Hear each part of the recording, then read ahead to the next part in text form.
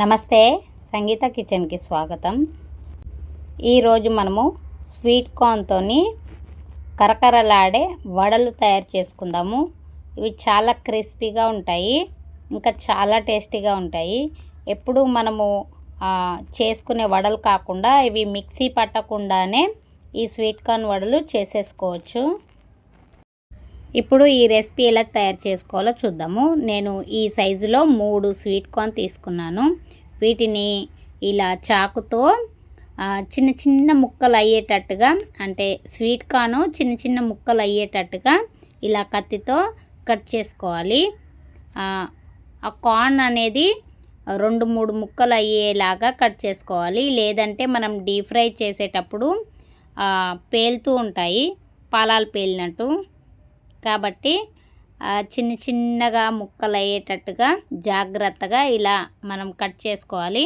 చూడండి, అన్నీ తీసిన తర్వాత కూడా నేను 1-2 అలా ఉండిపోతాయని ఇలా కట్ చేసుకున్నాను. ఇప్పుడు వీటన్నిటిని ఒక మిక్సింగ్ బౌల్లోకి తీసేసుకోవాలి. ఇప్పుడు దీంట్లోకి మనం మసాలాలు వేసేసుకుందాము. 1.5 టీ స్పూను రెగ్యులర్గా మనం ఇంట్లో వాడుకునే కారం వేసేసుకుంటున్నాను. అలాగే రుచికి సరిపడా ఉప్పు వేసుకోవాలి. 1 టీ స్పూను ఆమ్చూర్ పౌడర్ వేసుకుంటున్నాను. ఈ ఆమ్చూర్ పౌడర్ వేయడం వల్ల మంచి టేస్ట్ అనేది వస్తుంది. 1 టీ స్పూను ధనియా పౌడర్ కూడా వేసేసుకోవాలి.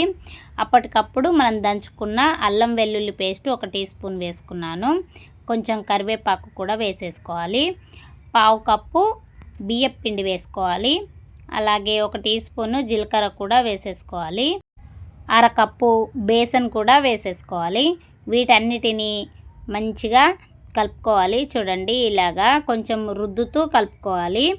మనం దీంట్లో వాటర్ పోయని అవసరం లేదు. స్వీట్ కార్న్లో కొంచెం వాటర్ ఉంటుంది కదా, మనం ఇలా కలుపుతూ ఉంటే ముద్దలాగా అవుతుంది. చూడండి, దీంట్లోకి నాకు ఇంకా కొంచెం పిండి పడుతుంది అనిపించింది. ఇంకా 1/2 కప్పు బేసన్ తీసుకొని అంతా ఒకసారి ఇలా కలిపేసుకుంటున్నాను. మనకు పిండి అనేది గట్టిగా ఉండాలి. చూడండి, ఇలా ముద్దలాగా అయ్యేంత వరకు మనము పిండి వేసి కలుపుకోవాలి. మనం తీసుకునే స్వీట్ కార్న్ బట్టి ఎక్కువ తక్కువ అవుతాయి. ఇలా ఒకటి కాటన్ క్లాత్ తీసుకొని దాన్ని కొంచెం తడి చేసుకొని కొంచెం కొంచెం ఈ స్వీట్ కార్న్ మిశ్రమం తీసుకొని సన్నగా వడల్లాగా ఒత్తుకోవాలి. ఇలా మనము క్లాత్ పైన వడలు చేసుకుంటే సన్నగా వస్తాయి. మనం తినేటప్పుడు కూడా క్రిస్పీగా ఉంటాయి.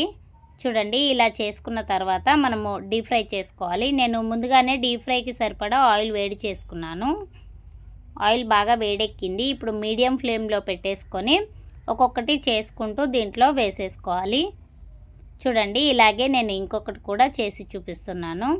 మన చేతికి కొంచెం అతుక్కున్నట్టు అనిపిస్తే కొన్ని నీళ్ళు పదన పెట్టి చేతిని తడి చేసుకొని ఇలా వడల్లాగా చేసుకోవాలన్నమాట. చూడండి, ఇంత సన్నగా ఉండాలి. అప్పుడే మనకి క్రిస్పీగా అవుతాయి. ఇలాగే ఒక్కొక్కటి చేసుకుంటూ నేను నూనెలో ఎన్ని పడతాయో అన్ని వేసేసుకుంటున్నాను. చూడండి, మనము ముందుగా వేసింది కొంచెం తొందరగా వేగిపోయింది. అంటే మనం ఒక్కొక్కటి చేసుకుంటూ దీంట్లో వేసుకుంటున్నాం కాబట్టి మనం ఫస్ట్ వేసింది బాగా వేగిపోయింది. కాబట్టి ఇవన్నీ ఇంకొక వైపు టర్న్ చేసుకొని ఆ వేగిపోయింది తీసేసుకోవాలి. మీడియం ఫ్లేమ్లో పెట్టుకొని మాత్రమే వీటిని వేయించుకోవాలి. అప్పుడే మనకు లోపటి వరకు బాగా వేగి క్రిస్పీగా వడలు తయారవుతాయి. 2 వైపులా మంచి గోల్డెన్ బ్రౌన్ కలర్ వచ్చిన తర్వాత ఆ ప్లేట్లోకి తీసేసుకోవడమే. చూడండి, ఇలాగే నేను ఒక్కొక్కటిగా వేగిన కొద్దీ తీసుకొని ప్లేట్లోకి వేసేసుకుంటున్నాను. ఈసారి మీరు మిక్సీ పట్టకుండా ఇలా స్వీట్ కార్న్ వడలు ఒకసారి ట్రై చేసి చూడండి, చాలా టేస్టీగా ఉంటాయి. ఈ రెసిపీ కనుక మీకు నచ్చినట్టయితే ఒక లైక్ చేయండి, షేర్ చేయండి. మన ఛానల్ని ఎవరైనా కొత్తగా చూస్తున్న వారైతే సబ్స్క్రైబ్ చేసుకోండి. ఈ వడలని టమాటో కెచప్తో తింటే చాలా టేస్టీగా ఉంటాయి. ఒకసారి ట్రై చేయండి. Thanks for watching.